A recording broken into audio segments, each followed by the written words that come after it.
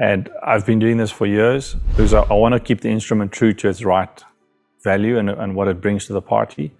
And then what I'll do is I often, in my own workflow, what I've just gotten used to doing on a lot of consoles, analog and some other digital consoles, is I would have EQ sections that I can switch on and off.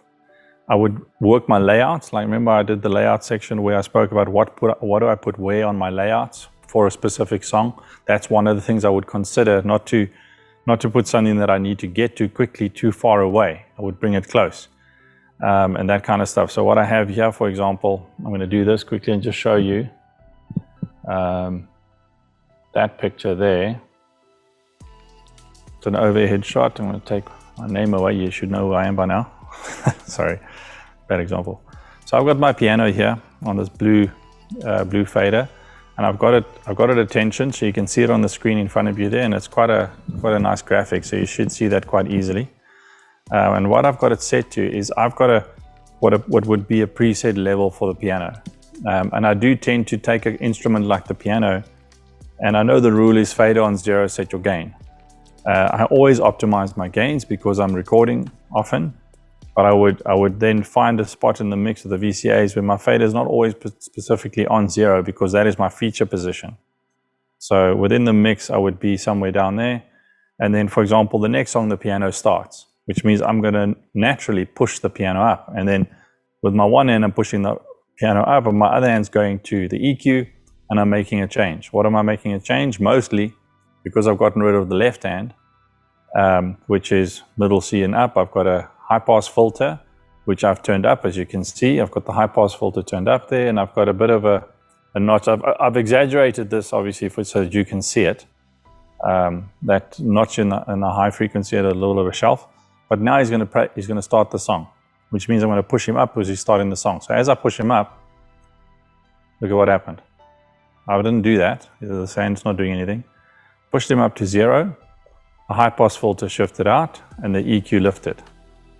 When I pull him back down to his regular position, EQ goes back.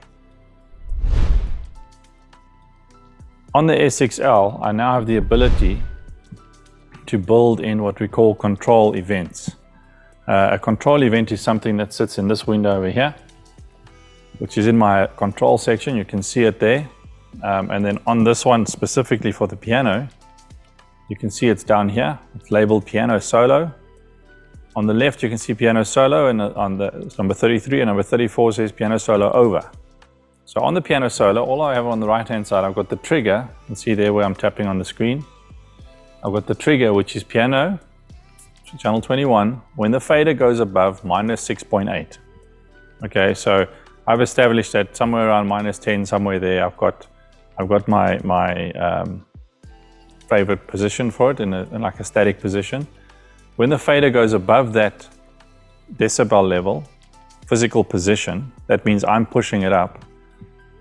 And you see on the actions, it says change the piano, and the double tap on that so it expands it.